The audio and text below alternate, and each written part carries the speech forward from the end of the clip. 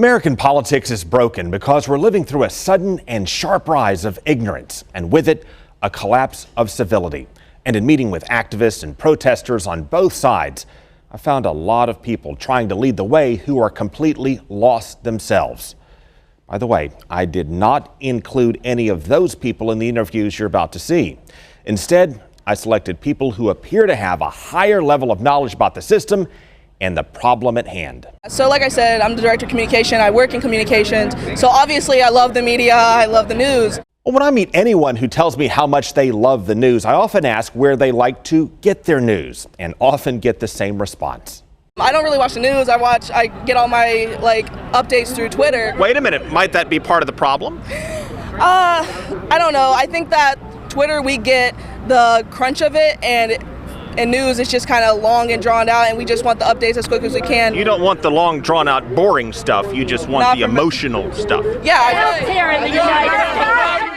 And so you hear people on both sides calling one another foul, charged words that keep popping up on their feeds. What were you saying to the lady who just came by? That she's a fascist because she wants. The lady who came by is a fascist?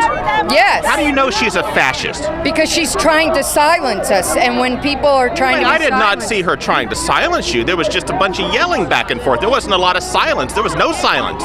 Yeah, the term fascist is now slung around so much and appears so frequently on social media feeds, a lot of people take it to more generally mean someone who is rude and tells you to shut up. Well, when you're insulting people and yelling the things she's yelling, that's fascism. Which is how people on both sides can so quickly call other people who tell them to shut up fascist.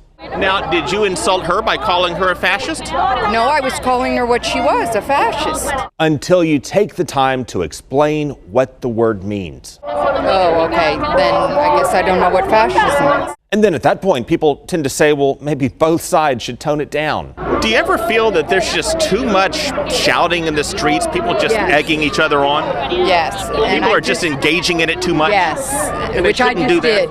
Which brings us to another charge word people on both sides throw around a lot. What do you think of the debate in terms of how it played out? It was very racist.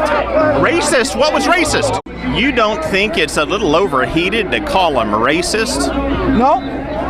If you look at the definition of racism. Well, a racist holds the twisted belief that some people are superior or inferior to others based on their race, and that people should be hated or treated or mistreated accordingly. But people will interpret the word racism to more generally mean someone who disagrees with them. Particularly if someone thinks their culture embraces a particular position, they may see someone who opposes that position as racist. Well, what is the definition of racism? Well, when you do not agree with another group, their culture, when you do not agree with another group's culture, it inflames the dialogue that is not much of a dialogue to begin with. People just seem to be yelling past each other. Yeah, it was very horrible. I feel nervous walking through this huge group of Trump supporters. I'm witnessing the yelling on both sides here, so you can see where they may feel nervous too. Yeah, I can see that. Well, two things are causing this. The first cause, schools scaled back or stopped teaching history and civics. Former Governor Bob Graham helped revive civics in Florida schools years ago, and he told me that civics education was slashed by politicians because politicians benefit from having uninformed voters. There is, unfortunately, a core of people in politics who think it's not to their advantage to have the public very well informed. If more people became engaged, maybe there'd be more opponents running against them when they ran for re-election. Second cause, people stopped reading and watching traditional news, and wingnut commentators and social media now deliver the only stuff a lot of people see. So also, you can see both sides quick.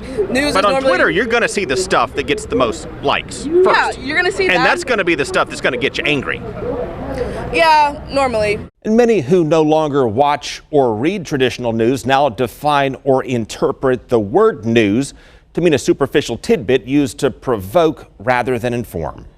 Nowadays, a lot of people like to see aggression from both sides because it gets them going. And both sides score likes and those little angry faces. Yeah, I think people are just going to argue to try to get the Trump people going, and then the Trump people are just going to try to get the Dems going. Why do you just want to get them going? What purpose does that serve? I don't know. I think they just want to get a reaction out of them so they have something that will go live or go viral. That's kind of the era it is today. Pew Research studies now show around 2/3 of Americans get their news through social media.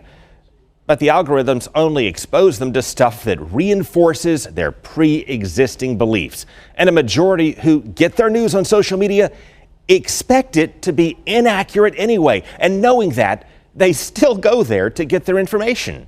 I don't listen to Trump because I don't believe anything that he said. I just feel But like... wait a minute, but how would you not believe him if you don't listen to him? No, I mean through Twitter. It forms two tribes, both sides locked in no matter what, until you pull individuals from the group, inject context or nuance, and press them to think. What would you say to someone who's given lots of money to propel Chuck Schumer's political interests? Money talks and BS walks. To those who oppose Republican orthodoxy on trade?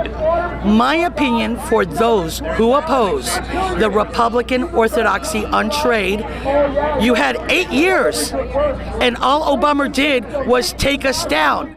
What about those who continue to spin us in a path to going broke?